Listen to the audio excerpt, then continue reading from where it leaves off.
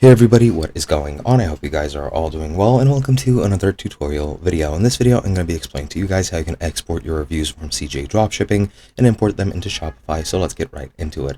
Now, what you're going to want to do first is go over into CJ Dropshipping and export your reviews as a CSV file. That should be pretty straightforward. If you don't know how to, you can check it up online. I won't be showing you guys because I don't have a CJ account and I don't have access. But once you've exported that, you're going to go over into Shopify, go into the apps section and search for the app Air Product Reviews app and UGC. Just click install. It should have a free plan and a free trial available. So once you authorize this and install it, you'll be able to use it to import your CSV file. Now, once we install it, it should take a couple of seconds after I authorize the install. It should appear in our apps window in the bottom left, just like so.